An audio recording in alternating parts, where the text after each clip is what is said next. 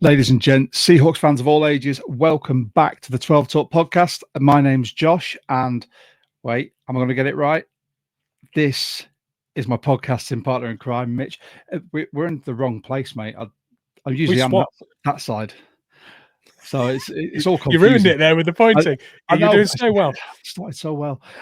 So thank you for joining in today. We are going to review the Seahawks 16 points to 6 win over the Arizona Cardinals. What a win it was. We've got our 12 talking points. We've also got a very special guest, soon to be member of the Discord and has been a follower of ours on X for a long time, Rich. So we're bringing him on soon. Before I do that, Mitch, how are you doing? You all right? Yeah, really good. Work is nuts at the moment, but we're coming to the end of that, hopefully. And I worked a 70-hour week last week. So outside of doing the pod, I was basically just working and sleeping. But luckily, I managed to finish that week with a Seahawks win and an Arsenal win, as I'm a big Arsenal fan as well. It felt like a nice way to round off that hellish week of work, to be honest with you. Nice. But, yeah, what about yourself? You all good? Yeah, got busy. Yesterday was a heck of a sporting day for me. I went to I'm never going to call it its actual name now, Twickenham, the home of English rugby, the Allianz Stadium, to watch England versus Japan. My friend got me a ticket for my birthday, so I was well happy with that. And then managed to get the train home and catch most of the game, which Beautiful. was What a day. Oh, no, what a day. If you are joining us as well, can I just say thank you very much. By all means, feel free to like, subscribe, hit the notification bell. You can share us with whoever you want. We're a growing community. And speaking of communities, this man here is the king of the Discord. You can join our Discord. Mitch will throw the link up in the comments as well. Before we start, let's just give a very quick shout out to the UK Seahawkers. We are their official podcast. We're still very, very honoured to have been asked to become their official podcast. We are both card carrier members. And if you'd like to become a card carrier member, it is £12 for individual membership, £20 for a family of up to 4 in the same address. If you're outside the UK, there's additional £5 for postage. But with the membership, you will get access to social events, 10% discount at the Pro Shop if you go to Seattle to watch a game, chance of winning game day field passes, members-only competitions as well. There was also a whole host of goodies this year. We got our throwback wristband and patch. We got our RFD card, and then you get your membership card as well. And beautiful, Seahawker of the Month is back. Now, if you're not a member of the UK Seahawks or the German Seahawkers, you might not see these. You will get an inbox from your chapter chairman asking you to vote for the UK Seahawk or the Seahawker of the Month. And there are various facts that go into that. Fundraising, raising awareness of the chapters, anything like that, outreach. So if you are not a member and you want to become a member, by all means, the link will be in the comments down here to get to the Facebook page, and then you can pay through PayPal. But apart from that, Mitch, shall we hit the intro and bring on our very special guest? I can't wait. Let's do it. Beautiful. Let's do it.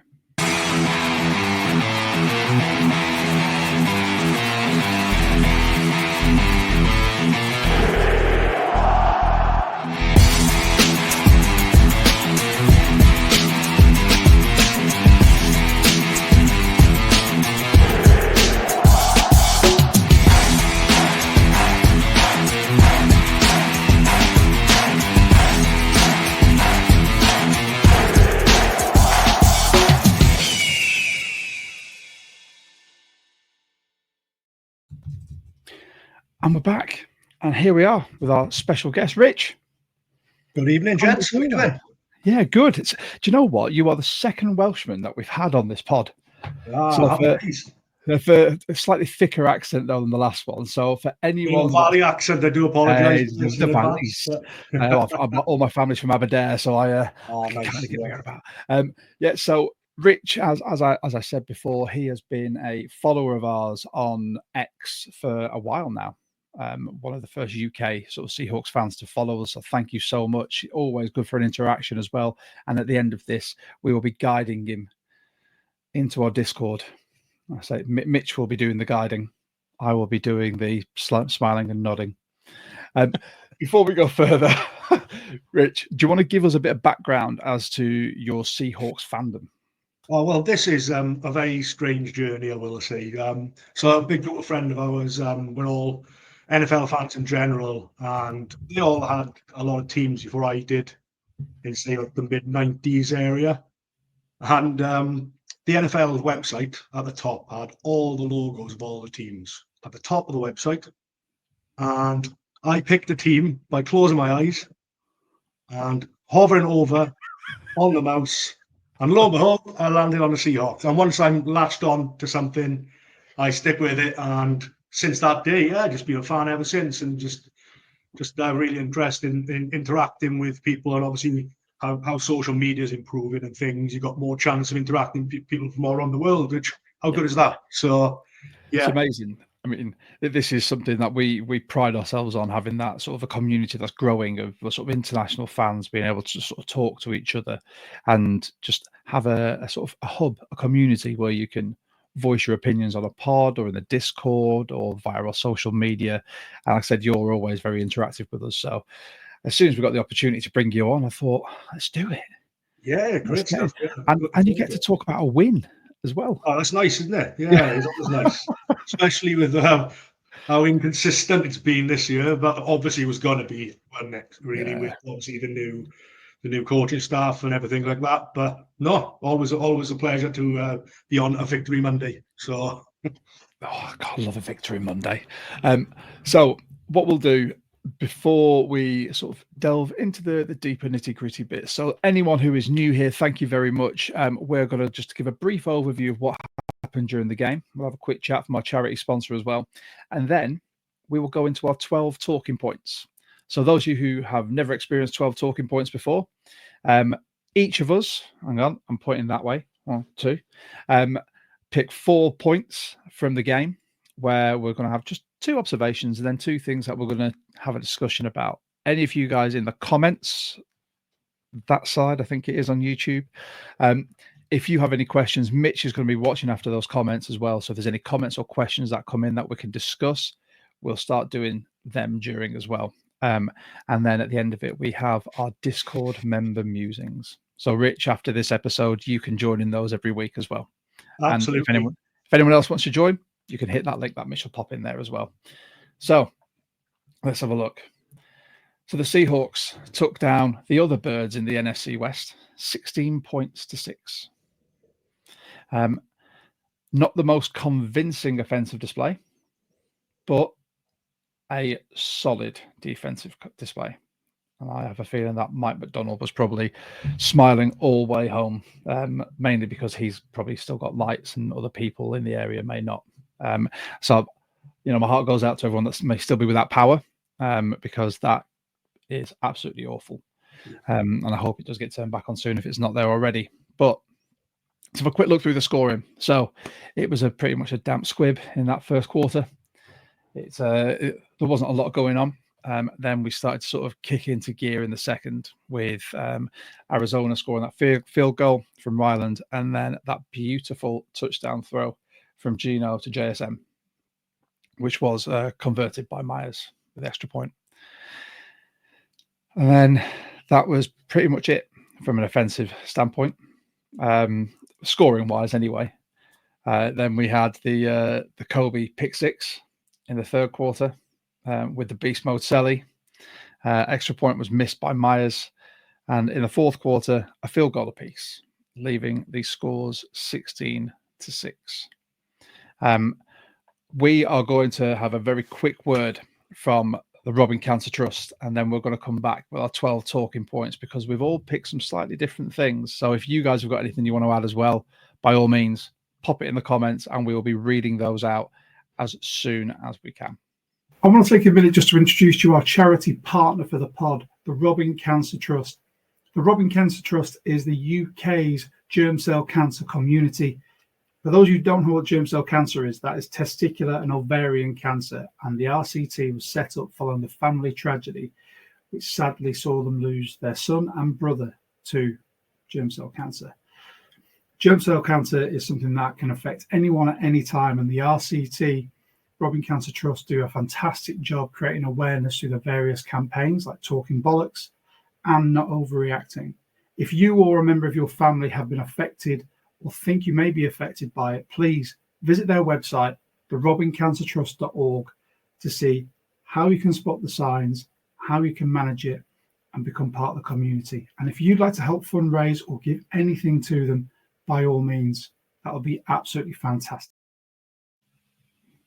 There you go. So another quick shout to Robbing Cancer Trust there, someone that we are incredibly proud to support on this pod. If you or anyone that's been affected, by all means, visit their website because they have some fantastic initiatives. And just it's the only time I get to swear on this pod. You can always hashtag Talking Bollocks or hashtag Not Overreacting. But gents, shall we get into our talking points? Before we get into the talking points, Mitch, I'm glad you're a man in the comments here because there's quite a lot coming through, and I know there's a lot of members of the Discord that are watching. So if you are watching and you're not in the comments on YouTube, I would advise you do it because it is highly entertaining. But is there anything that you guys want to bring up before we go through our talking points? I'm really eager to get into them. Knowing what Richard's got down to talk about, I'm kind of keen to just get into it. I think you said we all landed on different ones. I think some of us kind of wrestled a little bit over certain players we want to talk about. We split up. We split up in the end, but I think there's some themes there that are just absolutely sort of shining like beacons. We all want to touch upon it, so we should get some really good conversation here, I think. Yeah, and hopefully we'll have people joining in with us as well. So. Yeah. 12 talking points. And as always, as our special guest, the man in the middle. There you go. Rich, you will get to start with your talking points. We can just both do a Brady Bunch thing. If I point up and you point down at the same time, Mitch. There you go. That one. Yeah. Right. 12 talking points. So here we go. Rich, your first talking point, my friend. Yeah, I know I've jumped the gun here quite clearly as he's still got his rookie deal, but I do not care. When this rookie deal ends, we are paying this man. He is that good. It's simply because what he sees and how he reacts so fast to trouble and his instincts early, he's a difference maker. It's just those little nuances in the game that you've either got that or you haven't. You can't coach this sort of stuff. And that goes along with his mentality as well and how much of a dog he is, really. I just think, obviously, people have been mentioning about his stats haven't quite been up, but I don't care about that, to be honest with you. He's doing a lot in the game. So that's bringing other people in and they are flourishing on the stats part of it.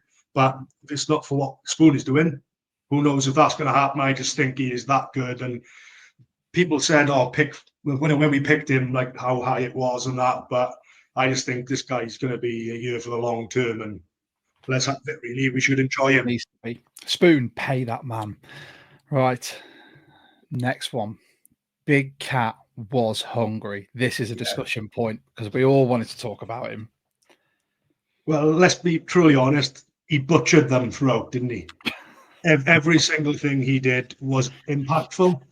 He flattened Evan Brown about 4 times as well. I think he didn't have a nice welcome back, did he? But that was what I enjoyed the most, was that it was Evan Brown. Yeah, and I was like, oh, welcome back to Seattle, my friend. You've just been absolutely nailed a couple of times, and it's more than once. But no, again, he had his 2.5 sacks. And he fell on Kyler towards the end, didn't he? And I'm surprised Kyler got up from that, to be honest with you. But I think he would need a freight train to move Leonard Williams yesterday, to be honest. He was that good. I just think up against top 5 pass blocking offensive line. There we go. I just think the rest speaks for itself, really. So you can't ask for more. Go on, Mitch, because you wanted to discuss him. You go next, mate. Yeah. What I love is the pass rush. The pass rush got home through the center against an extremely mobile quarterback. How many times have we seen Kyler Murray just flushed out the pocket, but still snapping off a first down?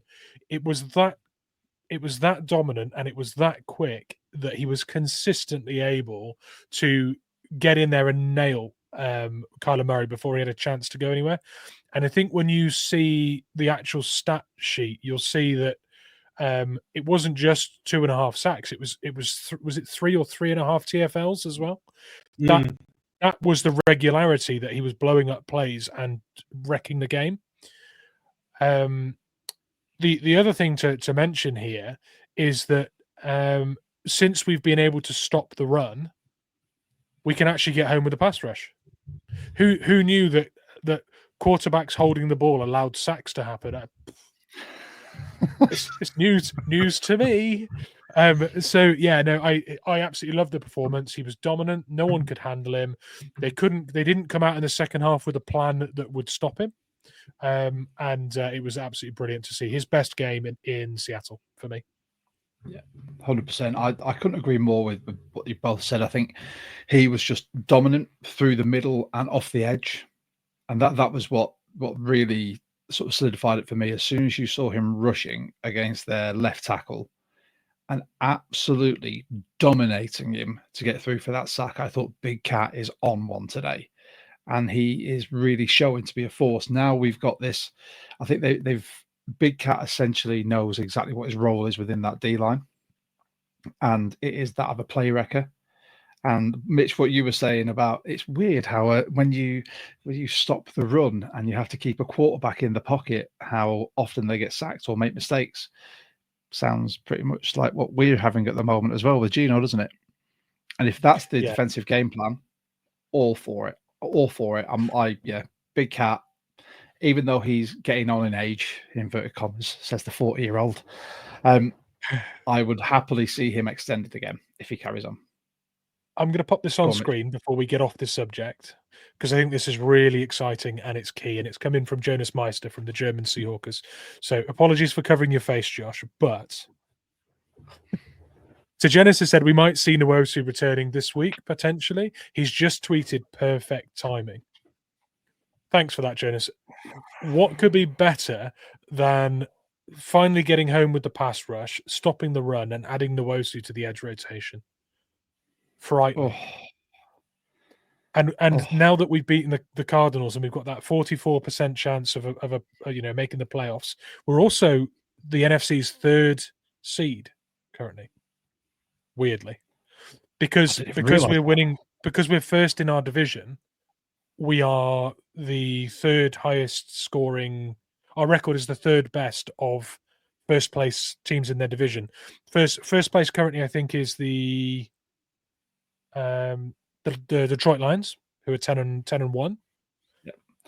It's got to be the Eagles, and then it's the Eagles, then it's us, and the Vikes are in fifth because they're second in their division, right behind. Is it behind the Lions in their division? So yeah, is it? I can't remember. My knowledge of the other NFC divisions isn't great, but either way, we're currently third ranked because we're winning the NFC West. If we can hold on to that and go in as a third seed, get a favourable first matchup from a wild card or whatnot in the first round, we might actually see 2 playoff games if we get there on the current pace. So, God, sorry, Mitch, I'm getting excited, boys. I'm getting excited. Don't fill us with hope. Don't fill us with hope. We know how that goes. No idea. Let's go on to the next point, Rich. Oh, I love this one as well. Yeah, I just find he's getting to grips with the scheme. Obviously, he's been trusted, isn't he, since we got rid of Dodson. But I'm just thinking it's just nice to see him get his first sack as well. So he's making plays, but he's made a meaningful one there, again, his first sack. I'm pretty sure that's a monkey off the back for himself as well, and his impact in the game. But I just love the energy and the juice he brings as well. He's still a work in progress, of course, because there's other little bits and pieces where you need to brush up, obviously, as a rookie, but the more you play and the more you get involved in this elite environment, you're going to learn that. But you can see why he led the conference with UTEP with his 140 tackles, career high. You can see why he just gets in the right place and he throws himself at people, and often or not, it works, to be honest. But yeah, it's quite a team from him and Ernest Jones. And yeah, just thinking, holding James Conner to 8 rushing yards, his lowest total since he's been with the Cardinals, So, and before this game, all the soundboards were on how good Connor's been and how explosive he's been. And it's thought, obviously, Tyrese Knight was a big part of stopping that, really. And look at the scoreboard, that doesn't lie either. So, yeah, I'm just happy with how he's getting on. And I think Mike McDonald, I think he can see he fits into his scheme like a glove, really. And let's hope stays injury free and gets more action as we go on. But yeah, really impressed with him, to be honest, since he's come in. Great. Go on, Mitch. Yeah, for Tyrese Knight, I think since we got Ernest Jones, it's kind of carved out Tyrese Knight's workload. It's kind of said, this is what you're going to get from Ernest Jones every game, every down. He's going to be this, and what's left for Tyrese Knight. It's his workload and what's expected of him has become so much clearer. That I think he's just managing that workload a bit better.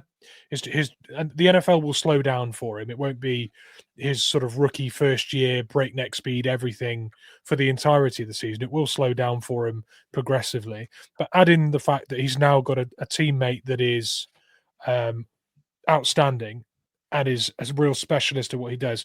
Tyrese now knows what he needs to do, and it's coming at him at a slower pace. And I think that's how it's starting to look. He looks in control, and yeah, brilliant. Really good performance from him yesterday. Yeah, agreed. I relied on Mitch a lot when it came to us drafting Tyrese Knight for Mitch to tell me anything about him. And I wasn't super high on it. Oh, apologies. I seem to become a popular person in the evening. I wasn't super high on it. And I think he's proving that Mike Mack can spot a linebacker. And he's using him in this system. I mean, you look at the fact that we jettisoned Dodson and he had that fantastic one-handed INT with Miami. I wish him all the best because I do think he is a classy operator at linebacker, just wasn't a scheme fit. If we've now got Jones and Knight in this system and Mike Mack can do what he needs to do with them to turn them into an absolute force in the middle, I'm all for it. Mike Mack, if you need to draft linebackers in the 4th round or 5th round every single year because you think they're going to be a scheme fit, go on, my son. Have at it. Yeah, I think he, like I said, Rich, he's getting used to the system. He knows what his role is. Like Mitch has said, he's now got this very defined role within that next to EJ, and that's what we want. And there's a big saying in American football circles, just do your job. So where the defense was failing previously because people weren't sure about if their teammate knew their job and they were trying to do two things and second guess him, I think this is what we've seen now from the defense. People know their jobs. It's been simplified, it's been refined, and Tyrese Knight is really starting to show that he knows exactly what his role is. And yeah, I'm excited to see his development going forward. So your 4th and final one, the man. Come on, JSN, the hype is real. Yeah, I just feel he's getting trusted a lot more by Gino. He had the team high receptions yesterday. We've all seen what he's been doing the last couple of games. It's just to get that 46-yard, obviously he run on, and then he ended it with getting the touchdown. But I just thought that play in general and that speed he showed. I know they could be classed as quick, but I just think that was deceptively quick to get as far as he did, and he almost got there, but it was a good tackle in fairness. But he's getting trusted a lot more. He's safe pair of hands, very rarely drops the ball, and he makes an impact with every play he seems to have, and he's producing it on a regular basis now. And I think that obviously again, Shane Waldron absolutely stifled him last year. It couldn't have been easy for him, to be honest. Offensive mastermind Shane Waldron, don't you mean? I felt so sorry for him. Imagine coming into the NFL, brilliantly being picked, and then that sort of thing happens. But we're under no illusions with the offense at the moment either. But when we need something, he's making that play. And again, I think that's something that's really, really positive. He's only going to get better. And he's a safe pair of hands. And long may it continue. Tied in with a stat off the top rope. Tied second for the safest pair of hands in the league since he joined the league. Who's top? Couldn't tell you. I only saw the stat on Twitter that he was tied for the second. It was with a minimum of 80 targets. He was the second safest pair of hands in the league since making debut, which is a great stat because he's had 120 targets in. He's had 120 receptions, I should say, in his first 2 years. So, and also while we're here doing the stats on JSN, this game we just had was the game where he surpassed statistically last year's overall total. He's now got more receptions than he had last year, and he's got more yards than he had last year.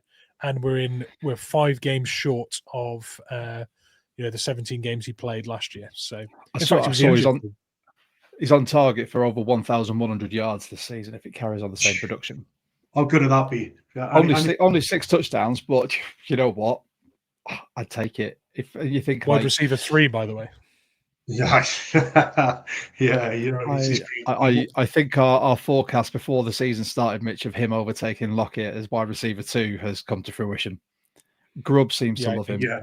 And he's taking a shine to him, isn't he, Grubb? Let's be honest, he's taking a shine to him, and obviously DK as well. But Tyler's taking a little bit of a back seat, but what an option to have as well, as we know. Exactly. It's all over the years, but JSN, I think he's starting to creep up a little bit, and it's all going to benefit us guys, I think, because again, what a joy to watch. That's it. So fantasy owners, next year, he's going to be a high draft pick if he carries on like this. Mitch, shall we go into your talking points, sir? Yes, let's do that. What have we got first? Kobe the glue. Yeah. The glue. And I don't mean this isn't a reference to sticky coverage and whatnot. This is a reference to gluing the D-line to the back end. I feel like we've got a guy in Kobe that can mix it with tight ends in coverage. We've got a guy who is a willing support in defending the run. He's always had superb ball hawking instincts, as we saw in his college days, and just playmaking ability with the peanut punches in his debut year. These big sort of defensive moments that he's had repeatedly over the last 4 games. He is since he has started in this team, he has been, for me, the consistent standout when it comes to making big moments in the games in varied ways as well. It's not like he's done the same thing 5 games running. He has found ways to affect the game and swing the momentum. He is the glue between the front end and the back end in this team, which is what you want in a star safety. Go on, Rich, you can go. Yeah, well, I'm thinking that obviously Rayshawn Jenkins was back yesterday, and I think it says a lot that they didn't feel like they needed to change too much, and Rayshawn Jenkins is going to play a little bit differently with the fact that the form that Kobe's offered. I think that's a great sort of trait to have, really, and if that says that he's not playing well, then what does, really? So, Jenkins came in, and obviously they wanted him to make a big impact. Obviously, injuries happen. Kobe, this was his chance. Mike McDonald said himself, this is a big chance for him. It's up to him to take it. He's doing it in training, for example, and all the practice. And now we need to get him into a game to do it. And I completely agree with Mitch. He's doing it. Yeah, he's taken the ball by the horns with this opportunity, hasn't he? I mean, I'm very, very openly was a Kobe criticizer at cornerback. I think he's found his role at safety, and he's not afraid to lay the boom when needs be. He gets himself in the right positions. He's a sure tackler. Still a bit dubious about that tackle from last week where he just ran full pelt at someone, and even though everyone was going, it was great, he stopped him in his tracks. I was like, yes, but he also bounced back about 3 yards. I think you're just going to see a constant improvement from Kobe now, to the point where Rayshawn Jenkins is now the 3rd safety on the depth chart. And then you think underneath him, you've got Jerick Reed, who they hold in very high regard. So at some point, it's a nice problem to have, especially if you can have a 3-headed monster with 3 safety looks and whatnot. More than happy with that. But I think, Kobe has been outstanding every single time I've seen him. And can we just give a big shout out? It's the cover of our YouTube pod. It is the Beast Mode grab, which he is probably going to get fined for. That's ridiculous, that, isn't it? You should be able to celebrate how you want, within reason, obviously. It reminds me of the Key and Peele Hingle McCringleberry sketch where he's and there's a 3rd thrust on sportsmanlike conduct. I'm like, I'm sorry, he's not flipping birds at people or, screaming obscenities. It doesn't matter. Let him celebrate the way he does. I'm just going to put this up from Jay because I've just seen it come up. Are you going to put the one from Jay? No, you go. Jay Smith, NFL equals no fun league. Yeah, exactly. Yeah, and also from earlier, while we're on this subject, this one came in from Jonas. Quote of the night when the reporter said, "What did they flag you for?" Spoon, taunting, and it was definitely taunting. Oh, that was brilliant. That was. Yeah, that was great. The journalists enjoyed that last night in the press, didn't they? They were all loving that. That was great. It's the most relaxed I've seen him as well. Actually. Yeah, they're really relaxed nice. now, I think. Right, so Kobe the Glue and the next one. Oh, God, Mitch. Yeah, the best terrible timeout of all time was last night. So the team clearly were annoyed that we'd got the 4 and out and we'd called a timeout because it was such a quick bang play. They snapped the ball. Murray tried to throw a short completion, got broken up, and then the flag came. It all happened so quickly, and I think Mike Mack had a bit of egg on his face when we would have been off the field. Yeah. But for that for the reset to then be a pick 6 in a game where we only scored 16 points has to be the best timeout, the best terrible timeout of all time. I don't know that there will ever be or ever has been a better one than that. Agreed. Kickers are people too. Go on. See, I'm not going to tear them apart here, but anyone that was in our Discord last night in our game day channel will have seen multiple discussion points revolving around Jason Myers, the amount we pay him, the consistency we get, and then ultimately at the end of the game, the clutch moments where he pulls you through. And I can't help but think that Jason Myers is truly a victim of his own success, because the money he gets paid now, at times in his career, he looks like he's deserved it. But then there are also times where you look at a mistake he makes or a missed PAT, as we had yesterday, and you think, how on earth is that one of the league's best paid kickers when they can't make the simplest of kicks? So I think he's the high points and the peaks of his career and time with us have created that contract that he now can't consistently justify. Yeah, that's where I am. I agree. Go on, Richard. What's your opinion on kickers? No, I did think it was a lot. His deal was a lot at the time. I thought, yeah, okay. I said, hang on, guys. It's quite a lot for what kickers do, really. I know. So they got a lot of them are good, and they, in fairness, and a lot of them very rarely miss. But Myers, as you say, I agree with Mitch there. The victim of his own success, just around how well we've been doing the last couple of years, and we're obviously through with Pete and everything. It's been very good, but I'm not high on paying big bucks for kickers, and I thought we overpaid. But there again, I trust him as well. So I'm a bit on the fence with it, but I just think, we paid him a bit too much. But I'm always the first to jump up when he goes and has a successful. So I have such a juxtaposed feeling about kickers, because we've seen some teams that can pull a kicker off the scrap heap and have success. Some teams that can have an undrafted free agent or a really late round draft pick be a success. Then we have the flip side of the coin where that just isn't possible.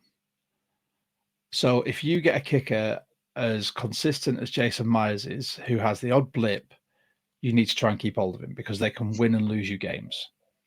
But again, not a fan of the contract.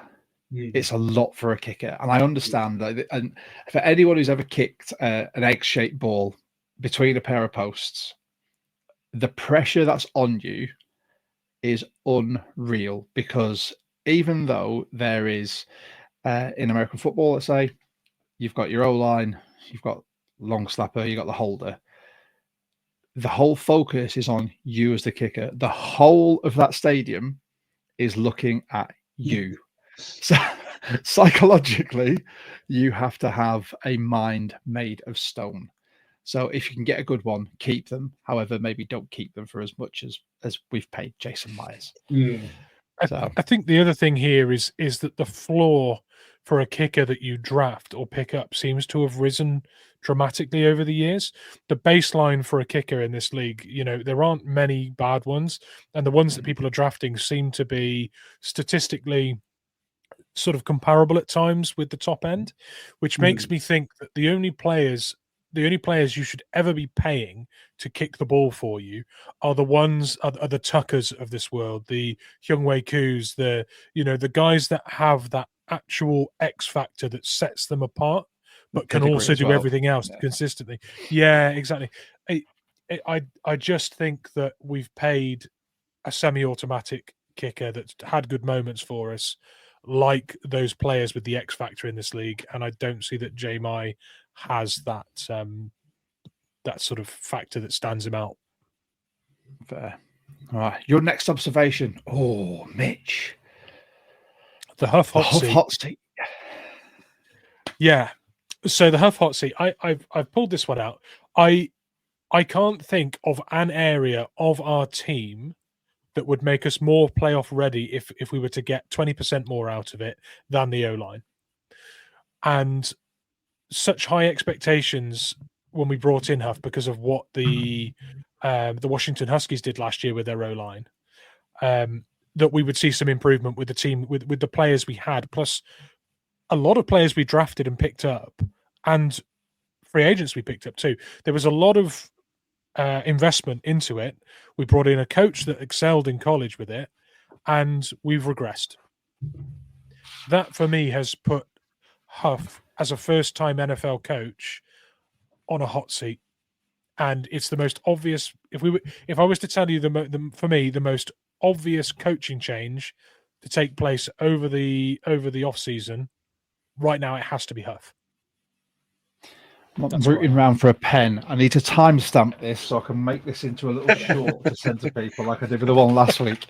But there we go. So we lasted 35, 30. We lasted about 35 minutes into this pod before we started speaking about O-line like that. And it wasn't even the O-line itself, it was the coach. So, well done. High fives, everyone.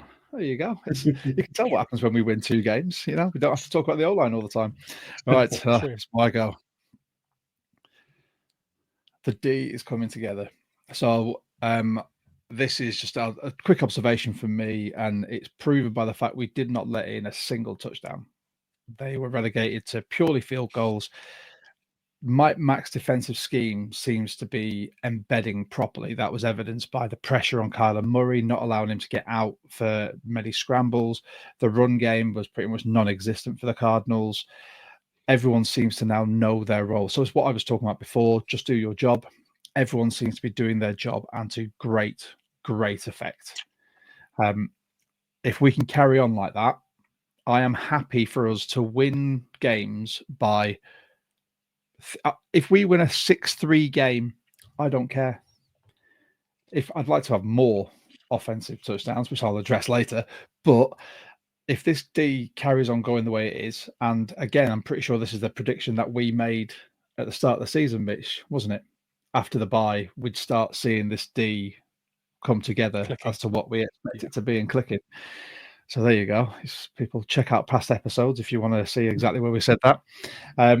But yeah, that was my first one. And this one I want to have a chat about. So obviously, no one on the Seahawks wears the C on their chest. They have game day captains, not squad captains, which honestly is something that I love. I've used whilst coaching before, to have a team captain and then go, you know what, you've done a lot, so let's take the pressure off you for a game and give it someone else and let them have a crack of the whip. I think the leaders are starting to show out. And I've got a list in my head of who I think the leaders on this team are. I'd say 2 offensive, 2 defensive, 1 special teams. But I'd like to know what you boys think about that. Richard, if you want to pick 2 offensive standouts to be captain, 2 defensive standouts, and then a special teamer, who are you going to go for? I'm always one to go with a quarterback for offense, so I'd go with Gino. And surprising maybe, but I'd go with DK. Yes, my man. Just because I just genuinely think he would bring the best out in him to have that responsibility. I know he's had his bit of petulance in the past, isn't he? With he gets frustrated and gives penalties away by just pushing people and things like that. But I just think that his passion is there for us, and I just think that that extra responsibility will sort of rein that in. So, and I just think that it shows that we want to keep him as well for the long term and that sort of thing. So they would be my two. Defense, Leonard Williams, just for experience alone, and the fact that he will bring on the younger players. And I know he's only been here not long, but it'd be Ernest Jones for me, just because what he's doing. I think give him the green dot. I think that says a lot as well. So he's clearly got that ability to be that type of role for him as well. So that's what I would go for on that one. Special teams. There's not many to pick from, really. Yeah, probably Jason Myers, just for longevity, to be honest with you, and know-how and what he could do for the group. I know a lot of people would probably choose people who will be more involved in the action, but I just think I'm one to fall back on experience on that one, to be honest. Fair. I like it. Go on, Mitch, who would yours be? Tyler Lockett, for me, is the standout. He's been there, done it, seen it. He's got such a calm persona. A stark contrast to the DK captaincy. He's the least fiery of the two you could pick. Yeah. But I think he's got that wealth of experience. He's a calming voice, and I don't know if there's been a more clutchy contributor to outside of the quarterback, the two last quarterbacks we've had in 2-minute drills. There hasn't really been a more consistently clutchy player than Tyler Lockett. As Gary's just said in the comments, Michael Dixon would be my special teams captain, because when you talk about what you really want from special teams is you want them to not just be that sequence between the changing of who's got the ball. You want them to be someone that can make a difference, to give you a little advantage out of nowhere, whether it's a few extra yards on a return or pinning a team in the, start your drive from the 5-yard line or the 10-yard line. Michael Dixon is one of the most consistent players when it comes to just giving us an edge in what he does because of the mastery he has of his job. He shows out with such consistent performances for us. Michael Dixon for me would be the same. Again, clutchy. Maybe I just like a clutchy player who can pull something out in a key moment. But Tyler Lockett and Michael Dixon for me are the two. And I agree with the Gino one. Defensively, I like Leonard Williams as a leader. My point, which I removed because of Rich's point, was that Leonard Williams was leading from the front in this team right now. And it all starts up front. They all contribute, but it all starts up front. He is such a good leader, and he's been really candid with calling things out this season when things weren't good.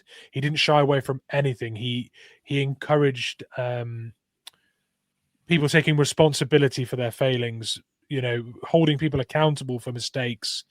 That's the leadership I want to see. So on the pitch and off the pitch, he is living it for me. So Leonard Williams is that standout. And down the line, Devon Witherspoon, he's the barking dog on that back end. And outside of Ernest Jones, I don't think there is maybe I've done Julian Love dirty there. Maybe I think you have. Yeah, Julian Love, Ernest Jones, Devon Witherspoon. There's a lot of candidates back there. So when it comes to Rich's offensive captains, no notes. Gino and DK, that's it for me. DK, I think having a player of that caliber, even with his temperament, when you give him that responsibility, it does tend to calm them down. But you wouldn't want him to take that fire out of his game just because he's got a bit of responsibility. So it's a very fine line, that. I'm going for Big Dixon energy in my special teams. He will be my captain there because he can pull something out of the bag and just rescue us 60 yards if needs be. Defense, Leonard Williams. If anyone's caught his press conference where he was talking about the leaders having a meeting to talk about what they want going forward and what's been going wrong and how to rectify it, that I can guarantee that's probably the type of man that's called that meeting unprompted, because he doesn't want to lose. He doesn't want to be showing up. He just wants to win with this team, and he loves Seattle, so he wants to see this team succeed.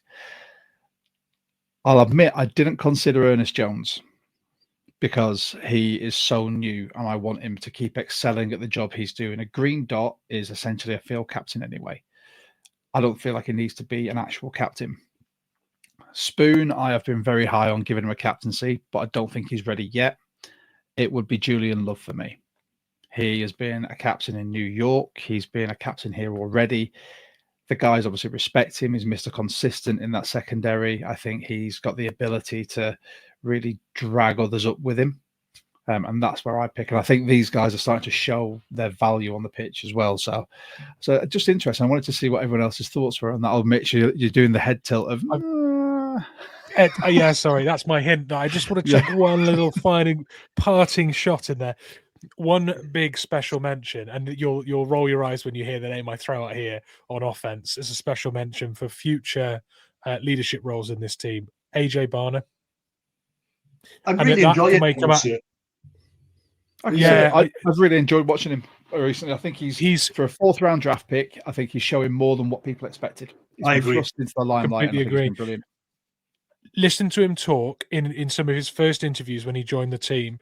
When you hear about his ambition and what he wants to do, so much of it, he just talks like a leader, and it's that kind of attitude that will take you to the very top of the NFL. You know, if you've got that kind of drive to succeed and improve and bring other people with you, you'll do brilliantly in this league, and he has that in spades. So, yeah, he's a winner. Yeah, I agree. I mean, we've got so obviously Gary in the comments. He's got Gino for offense. Defense, he's got Ernest Jones. And then special teams, Michael Dixon, or as he also says, Mr. Consistent. And then, I don't know if Jay was just agreeing with us, Michael Dixon. If you're watching and you watch this after the live, but you'd like to let us know what your opinions are on who you think should be is a leader on this team, by all means, pop it in the comments, because we'd love to hear about it as well, because everyone's got a different view on leadership, whether it's a steady hand and and an experienced head to lead people, or you want a team that's going to be based on fire and grit, in which case you go sort of the DK Witherspoon route and whatnot. So just the fascinating conversations I have with people, it really gives you an insight into someone's mind. So I'm glad we're all three of us are on kind of the same wavelength anyway. Right, my next one. Offense still has work to do. And I'll open this one up to conversation. My last one will just be a point, because I'm kind of contradicting what I've said here. Barring what I'll talk about next, this offense still has massive issues getting into the end zone. Massive issues. The play with JSN scoring his touchdown, I thought was fantastic. I part of me was a bit worried that we'd end up going, JSN's done all that work to get us all the way up there. Let's try and give it someone else to score a touchdown. But he was wide open, took that fantastically. Over the whole season, barring probably the first 3 games, we have showed such an inconsistency and inability to convert in the red zone that it frustrates me, especially the running game. Because when you've got a Ken Walker and to an extent Zach Charbonnet, I know he's got a lot of critics, and I defended him on X last night through our account, we just don't seem to be getting it done. And it really irks me. Really irks me. Well, Richard, what are your thoughts on our offense at the moment? It absolutely infuriates me, that run game in the red zone as well, to be honest. The amount of times just screaming and thinking, come on, guys. We've put ourselves in such good positions, and I'm thinking to myself, do I believe that we're going to get something here? Are we going to get this touchdown? Half the time I don't. And I don't like that, to be honest with you. And with the offense, it's taken a bit of magic, isn't it, to get us going. We had that 8-minute drive twice yesterday. We really needed that. That throw to DK from Gino, fantastic to get us up there. But then again, the one to Ken Walker that almost got overturned. I'm like, what was that? What were we doing? What are we doing there? And how close we were. We're in our own half. And the one when the pick in the end zone, but he could have run that in for a first down. So it's either elite or it's stupidity. Yeah, opposite. It's a bust or boom offense, isn't it? Or boom or bust. There are so many things. And the throw from Gino, that was an interception. That was good defensive play as well, because that was an absolute bullet that he threw. So for that young cornerback to turn around and catch that, I thought, a fair play. You baited Gino into the throw with sort of a mixture in the coverage and sort of the disguise. But then to catch it, I just thought, that's like Mitch said, Gino's got at least one or two in him every game. Yeah. And there we go. I just think it's the more consistency, better play calling, using the weapons we have to their fullest effect. That catch by DK wasn't manufactured by Gino. Fair play, Gino managed to avoid pressure, but that was manufactured by DK because his route had finished. But he saw, if you watch the replay, he stops, then goes, actually, I'll carry on going there. And Gino actually squeezed that in between sort of double coverage, particularly triple coverage. So it was lucky. If that had been an interception, we would have been on a totally different conversation right now. Yeah. But it wasn't. So, well, Mitch, your opinions on the offense at the moment? Yeah, I said this a little bit with Richard in the green room before we came on. The defense is making it so that the offense doesn't need to be that consistent. We can have a few 3 and outs. As long as the defense is shutting out our opponent, we're going to get multiple shots. And I feel like the star quality that we have in our wide receiver room right now is making up. It's patching a lot of things up for a scheme that isn't quite motoring. It isn't. Yeah. It's not a purring engine right now. It is spluttering. But luckily enough, those splutters are a big 47-yard, JSN, rack. So rack moments. So I feel like we're giving chances to the offense, and they're not overly consistent with the scheme. And that also comes a lot off the offensive line, not allowing the running game to establish. And then so it all comes back to offensive line not allowing for a offensive scheme to sort of flow. I think we're getting these lumpy, chunky yards at the moment, but we've got the players to do that. We have, and that's abundantly clear. Just imagine. Let's just all put your imagination hat on. Mike Mack talks about poise. Imagine if that poise actually results in complementary football from both sides. What will the scoreline be like? What will the game look like? I imagine there will be Seahawks fans the world over looking like, is it Kyle's dad from South Park by their computer or their TV? It'd be mind blowing. I think I'd probably faint. I just want to give a quick shout out to some of the comments. So we've had Gary coming in saying, for me, until the offense gets a consistent run game, it's always going to be a struggle. And then Great. Jay, one of our newest subs, thank you very much. If you are watching and you've not subbed, please do. You can join Jay and the rest of these awesome people in here. To me, Gino's play is consistent with a player that realizes he's the only one that can make things happen. So he feels like he needs to swing for the fences every single play. Can't even argue with that, because some of these are dubious throws, but he's thinking, I need to make this happen. I need to push this in. And then Jay again, Gino needs a run game and Grubb needs to call quick hitting plays, slants, swing passes, jet sweeps, etc. When we play with tempo, I think we're a much better team. And that comes from the throws, that comes from the cadences, everything needs to be at tempo for us, if you ask me. Right. And then my last one. Final drives are excelling. So there we go. I've gone offense needs work. But you know what? Those final drives, 2 thumbs up. So you look at Gino's final drive last week and the 8-minute drive yesterday. That 8-minute drive was an absolute soul crusher for the Cardinals. Just to take that much time off the clock, keep moving the ball like that, get some of the bigger plays in there. If only we converted it at the end, that would have been fantastic. But that type of thing at the end of a game is showing, for Gino haters that may be out there, Gino does have clutch moments where he can manage a game right at the death to make sure we win that game. And B, there is a lot of good that does come out of this. I mean, we've still got comments coming in as well, but I genuinely think that Gino will be with us for another contract.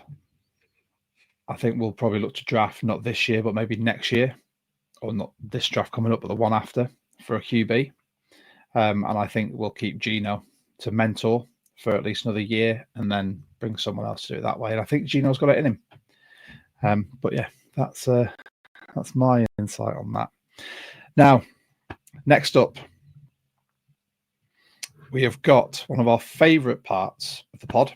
This is where we get to interact with our amazing members of the Discord.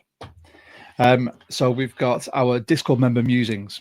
But before we go into that, I'd just like to have a little shout out from our sponsor, Wraith Energy. So back with you in a minute, and then we'll get into our Discord member musings. Let's give a big shout out to our sponsor, Wraith Energy. Wraith is a sugar-free energy drink that comes in these handy-dandy little sachets that you've not got to take in a huge can away with you. Simply mix it with half a litre of water, give it a good shake, and you are ready to go.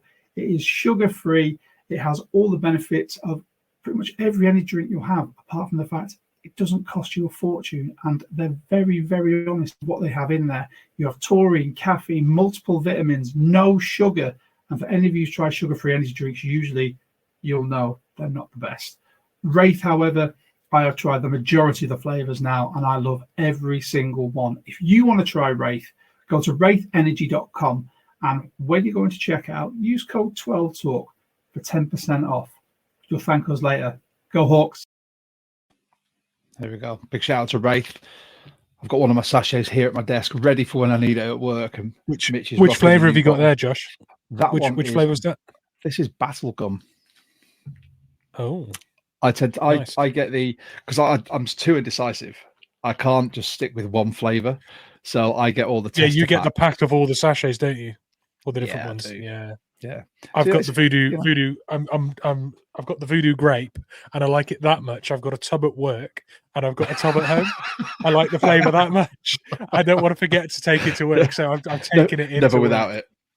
I've started speaking to the lads at the rugby club about it as a sort of pre-workout and whatever else. I think it's brilliant.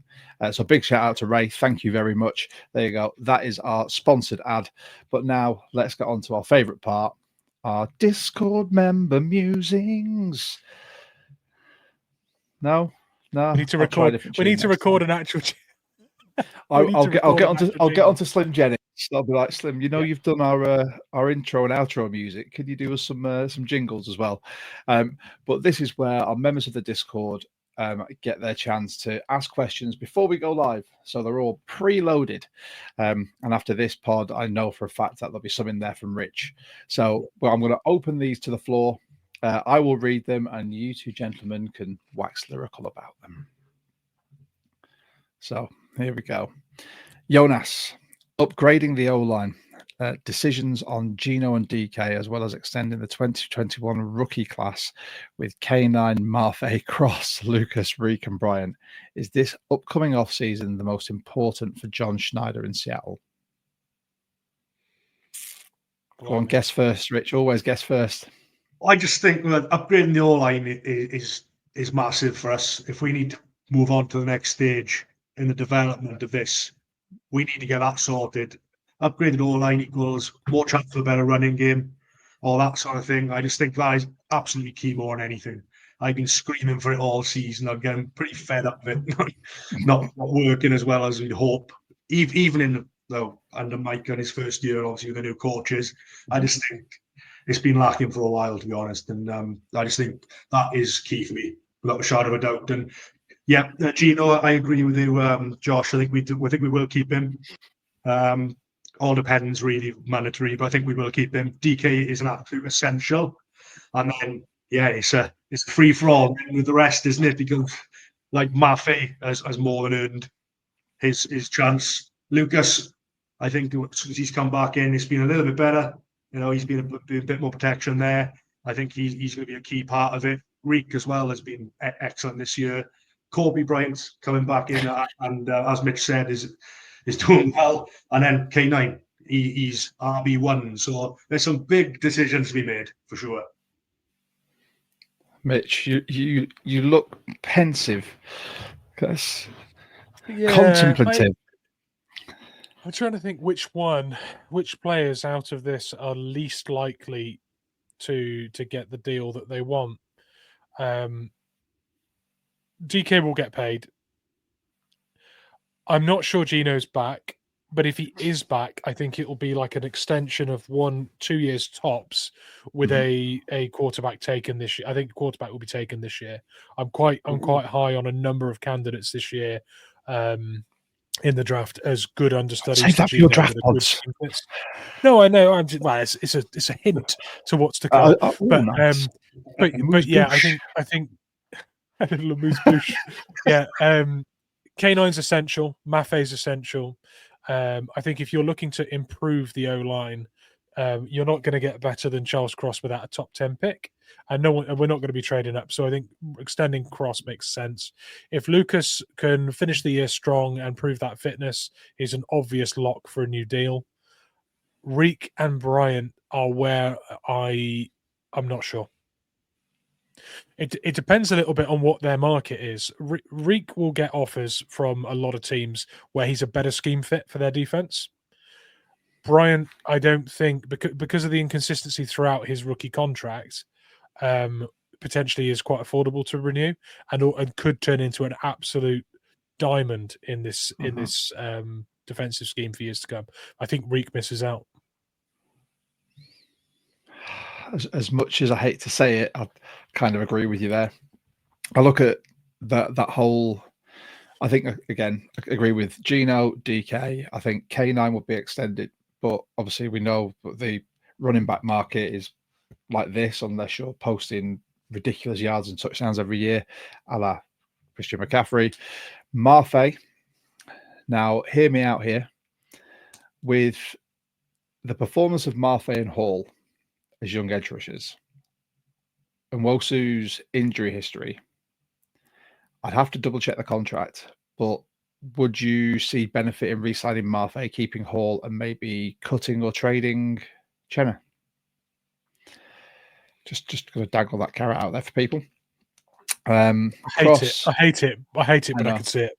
Yeah, I hate it, but it makes sense. That's the worst thing about it. Doesn't it? Yeah, it does. If you're trying to build a young roster that is going to grow with a new head coach, then you keep the younger players. Cross, yeah, but you want to get top tier left tackle money. Lucas, 100% yes, if he remains fit. And I'm with you, Mitch. Bryant, I think he's not going to command top tier money, so he could be a nice re-sign for us who will excel in a system like this. Reek, as much as we all love him, don't know if he'll stay. Right, let's move on to Gary. Would you agree Mike McDonald looks to have turned the corner and this team is heading in the right direction, even if they don't make the playoffs? I'll tag on the last bit as well. The O-line's playing better, but there's still a problem getting a consistent run game. Should it be a priority to address interior in the off-season? Guess first. I think I've looked to turn the corner. To be honest, expectations. I think either way, it was a one-game win or loss record. Either way, depending on how it would go. But yeah, this season I think was a case. Obviously, it's big changes everywhere across the board. So I was always how well he did with the Ravens. I was interested to see how he's going to step up with us. And I can see, look, the defense, there's a plan there, but people need to fit his scheme for this to work. Yeah. Like versatility in aspects is there where we need it, but other areas, there's specific players that are needed. So I think he's finding the balance on that bit. If we don't make the playoffs, yeah, it'll be disappointing, but there's other aspects with this that I can say, hang on, this has been a good starter for 10, and let's roll on next season. Let's see how we can kick on and progress.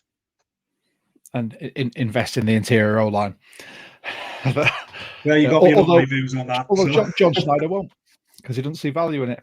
I think he's the only person, isn't he, out of anyone associated with the Seattle Seahawks who's got that opinion. And it's like, come on, John. Come on. I imagine Gino walking past him in like the corridor, just staring at him after he's been sacked from like a nose tackle like twice in a game. Just like, no interior O-line. They're not worth the money, are they not? Go on, Mitch. Yeah, on that subject there, if we weren't paying tight ends, I'd be okay with it because we don't bloody use them anyway. We haven't got an option but to use a left and right guard. So pay those guys. Don't like if we hadn't have signed Fant, but we picked up Brown, drafted Ejibana, and maybe took a late round or UDFA, or we were using Mabry or Brady. Is it Brady? Who's the other one? Brady Russell. Yeah. If our tight end room was Brown, Barner, and Brady Russell right now, and we'd spent that money we spent on Fant on an interior lineman that was making a difference right now, I'd have loved that move because I'd have said, okay, well we've not progressed with our usage of tight ends, but we've solidified the O line enough for our running game to be consistent. That annoys me because we spent the money on the tight ends and we still got a rubbish O line. So, you know the worst thing as well? If we hadn't signed Fant and that would have been our tight end room, the stats still would have been near enough identical to what they are now with Fant, even though Fant's out injured. Thanks for that. Sorry, I didn't want to sort of stick that in and twist, Mitch, but that's no, but that doesn't make me feel any better because it just confirms the fact that we paid the wrong position. But we've been doing that for years, aka Jamal Adams. So let's not get into that can of worms. Let's gloss over that. Yeah, for sure. And in terms of turning the corner, I think defensively we've put it on tape now at the beginning of the year. We slumped and we got back to it. I feel like we turned the corner in some ways there because we've shown, or Mike Mack's shown that he can identify what's going wrong and fix it. That makes me happy because for the longest time under Pete, we kept putting plasters on it and reinventing it, and it didn't work, and it was infuriating. The bend don't break era with Ken Norton and things as well. When looking at this defense and then comparing it to that, I can say that I'm really happy with the progress. Yeah, offensively, not there yet. That bend don't break thing. We've had that conversation on the pod before, where I've reiterated the fact that regardless of how much you bend something, a ruler, if you bend it enough, it will break, and it will break multiple times. So it's a ridiculous amount. My ass. Yeah. Shatterproof my ass. But yeah, it's just like I don't get that. I think we have turned a corner, but can I just remind everyone this is 2 games after the bye week where we've done well. Don't be like, that's it, we're going to the playoffs, we're going to be amazing going forward, because we know that's not the case in football. We may feel we turn the corner, but there are other teams out there that may do as well. We're about to go up against the Jets, and even though the Jets aren't great, they still have Aaron Rodgers on there, they still have Garrett Wilson, they've got Devontae Adams, they've Breece Hall. The list is endless. They could turn a corner as well. They could decide to play. And then what are we going to be having a conversation about next week? With regards to the O-line, I think I don't need to really make my feelings known on that because I discuss it every single week. Jonas here, Gino was fearless in good and bad ways, leading a long fourth quarter drive and set up the Myers field goal after throwing another boneheaded pick. How does he clean that up without losing his killer instinct? I'll tell you what, you've just summed up exactly what I think of the man, to be honest, in that sentence. It was exactly it. But look, what he did out in San Francisco and what he did to ice the game, that is, you've got that or you haven't, haven't you? And again, that stupidity is there on times as well. But how to clean it up is a very difficult thing, really, isn't it? Because you cannot change the way he is. You can't try and sort of dilute the way he plays, because I think it'd be completely different. I think he'd go downhill that way.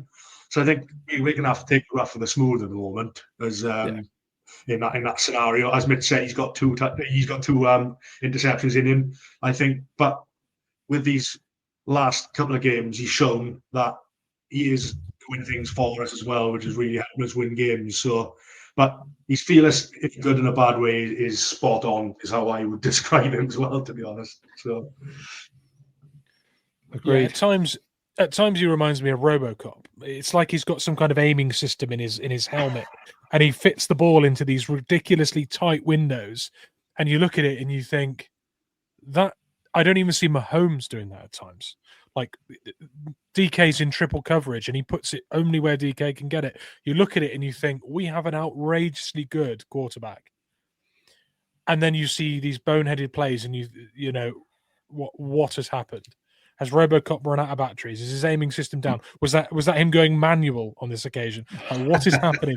What is happening with our quarterback? It doesn't look like the same player at times, because it goes from being so polished to so clumsy. It's like a rush of blood to the head or overconfidence. So, God, it's tough watching. Because you expect more because of what he's put on tape, and then he delivers this, and it's like, okay, that was awful. Yeah, he brings it back down to earth, doesn't it? And it's like you just done something absolutely elite, and then the next play, you're like, what is going on there? He's like the master of mental fortitude sometimes, but then also the king of the brain fart in like the next sort of play. So he goes from, you're like, how has he squeezed that in? That was pinpoint accuracy. That was elite. To, why is he throwing that pick? Why did he hold on to the ball for that long? Why don't you just throw it out of bounds? And it baffles you. But then no one's perfect. No QB in the league's perfect. And I say this, so Jay Smith's going to come in here now with some Geno facts. So even at 38.5 million, Geno's cheap in today's QB market. I agree, extending him to free up cap space makes sense. I'm not going to argue that. Yeah, I can't disagree with that. I don't know who they all are, but those making more money than Geno, who would you want instead of Geno? And now we've got the list. Are you ready? I'm ready. Give me a yay or a nay. Trevor Lawrence. Nay. Nay. Nay. Dak. I'll start with this one. Nay, nay, nay, nay, nay. Hey. I just merely Don't for the you fact dare, I don't want to hear, okay, here we go, God. before every snap. I can't take it. I can't do it. All right, so, Kirk Cousins. No to that. No. No dice. No. No. Tua, who is a someone breathing in his face away from concussion and having to retire from the league. No. No. Jay goes on to say, I don't think I want any of those. I can't remember the others. You don't need to remember the others. I think this is where we need to appreciate that we've got a veteran quarterback who hasn't started throughout his whole career in the league. His redemption arc is fantastic. We need to appreciate what he gives us for what we're paying him, and the fact that we get some truly elite play from Geno. But on the other hand, the reason he's not started all of his career is because he is prone to a brain fart. So you have to take that, like Mick said, rough with the smooth. That's all it is there. Let's move on to the next lot of Discord member musings. There's a few here. I think this might be the last page actually. So Jonas again, it's concerning for me as well. But it's his first year coaching the NFL too. I hate the hire and fire mentality. So I give Grubb at least another year so he can adjust his approach over the offseason. If there's no improvement in 2025, one could put him in the hot seat by then. Even Waldron got multiple years in Seattle. And then, our friend Ben's come in saying, got to take into account, but can't afford to lag too far behind if Mike Mack is about to create a championship defense. What are your feelings on Grubb, gents? Yeah, it's just the running game for me. It's not there, is it? But other times then, there's some real good plays. So it's just like, again, it's just not consistent. But I do think we'll give him more time. But if it doesn't work towards like the start and middle of next season, I think there's some conversations that need to be had, isn't there, really? But for me, I'd keep him on, see what he can come up with between now and the end of the season. But things need to change to get a running game going, to be honest with you. But I would give him another shot. Mitch? Yeah. There's quite a few offensive comments here, so... Yeah, I'm just going to say, I'm going to make one comment. I'm just going to make one observation here, right? If you've got a championship, assuming that Mike Mack improves this defense next year and it is a lockdown setup, if you've got that, two questions. Have you got a run game? Have you got a good kicker? Because if you've got either or both of those things, you're going to win games. You're going to win enough to get you to the playoffs, and you're a functioning team. If your budget and your cap is spent on X factor wide receivers, then you're putting the ball in the air and risking turnovers, rather than leaning on a run game to get you in range to kick and just consistently generate points. So we are not set up correctly for that. If that makes sense, we are top heavy with receiving talent, whereas we could have that money in the offensive line and be running the ball more consistently. And that is kind of where we need to sort of maybe adjust. Maybe with Tyler Lockett, if he retires, draft a wide receiver 3, promote JSN, put that money into the O line. Maybe that starts to sculpt that into a machine that can win us something. That's where I am with that. I like it. I mean, to be honest, with all of these comments, that all the Discord member musings are all very much on the same line. So, last week's podcast guest, Racecourse Ramble. Our running game is tepid. Is this purely an O-line issue, or are our Bs not fit for what Grubb wants to do? First issue, and this is one thing I have to say, it all comes down to protection, in my opinion. The reason we can't do a lot of what Grubb wants to do, a bit of an experience with NFL schemes and defenses, fine.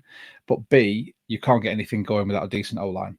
Without protecting your quarterback or giving your running back lanes in which to run through, you cannot run a scheme. So if we sort that fundamental piece out in the offense, I'd look forward to seeing what we're going to do next year from an offensive standpoint.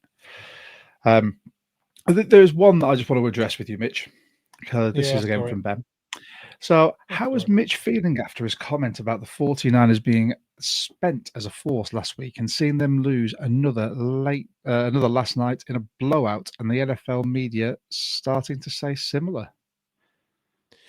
I'd like to start my response to this by pointing out that Ben is not watching, or hasn't commented at least this evening. First of all, I'd like to just mention that I beat him in fantasy this week.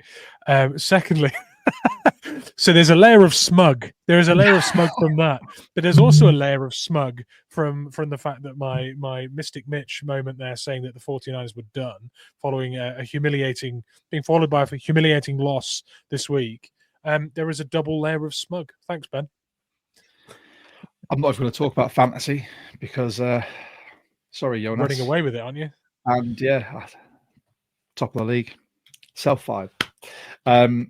Thanks, Mitch, for some of your tips.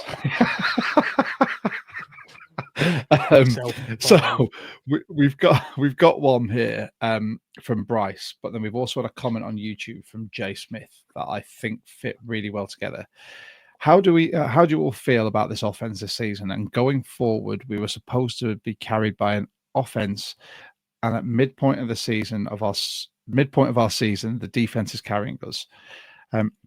I get the feeling Grubb, I can't even read now. You can tell it's getting late. Grubb will be a one and done in the NFL if the offense continues like this. And I know he was choice 3 for Mike Mack. The first 2 choices were Arthur Smith and Mike Kafka.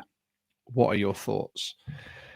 Before we go into that one, Jay has asked, up thread previously, is Grubb breaking Geno? Now, there seems to be a lot of Grubb discourse. Let's have a quick chat about this before we sign off for the night. Is Grubb going to be one and done? I think we addressed that before. I think he's going to get another year. Oh, and now Bryce is back in the comments just as we've read his question. Yeah, of course he is. Good timing, Bryce. I think building a team like this, building a squad, it doesn't just boil down to young players, but coaches as well. You can't give someone you've plucked out of the college ranks 1 year and be like, you're not good enough. Of course he's not good enough. He's never coached that level before. But what he's showing us is that there are glimpses of what he can do if we put the right pieces around him. What do you think, Rich? Do you think it's is it a one and done? It's a real Jekyll and Hyde scenario, isn't it? As we mentioned, like run game non-existent, and then we're putting some unbelievable plays out, but its consistency isn't there. I think it needs to improve, but it comes down to the all-line. Josh, again, I agree with you there. Things that starting to get better there, then maybe is that opening up a bit more. Maybe he's seeing, look, we got a weakness here, and he's not obviously not saying it, but there's a weakness there. How can I sort of try and get around that in the interim with the view to picking it up further? But I do think we'll see him next year. But I think if things go sour and they don't improve, I do think he'd be gone pretty sharpish, really. I think you'll see another year. I think you'll see another year. For anyone that's ever been running with a weighted backpack or leg weights or that kind of thing, you know the relief when you suddenly start trying to run without those weights. If we give Gino an offensive line that functions on some level, that a running game can supplement, he'll get more time in the pocket.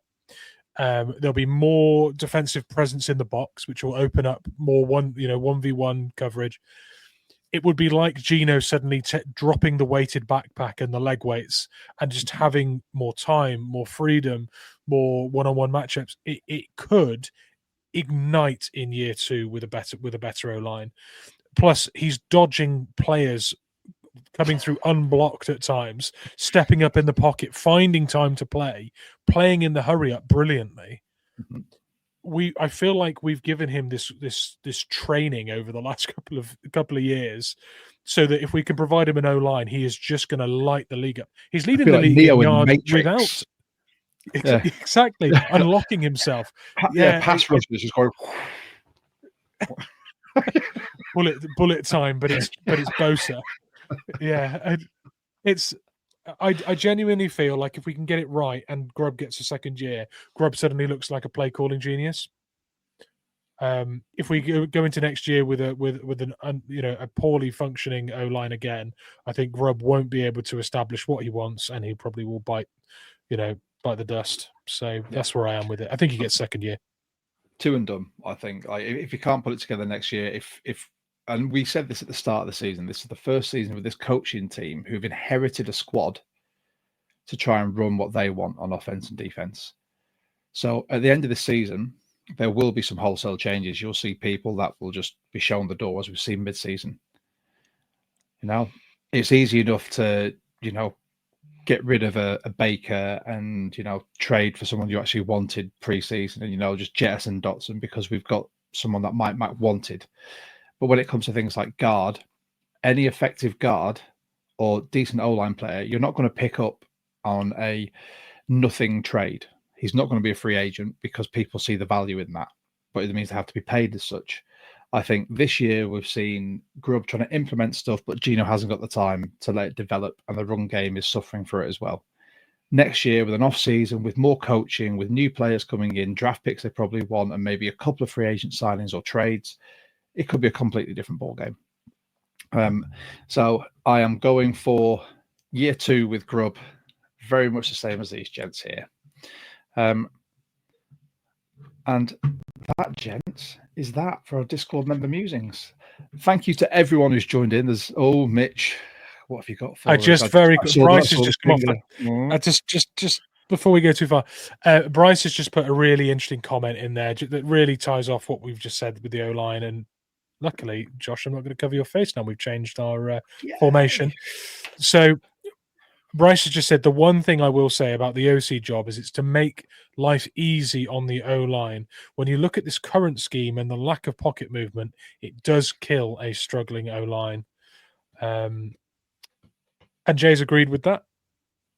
And Ben has shown up.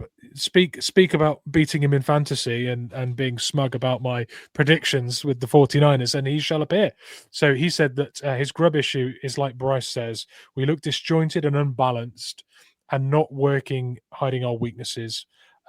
He needs another year, though. I agree. I think he's now seen what he's got to work with. There are clear things there that are issues.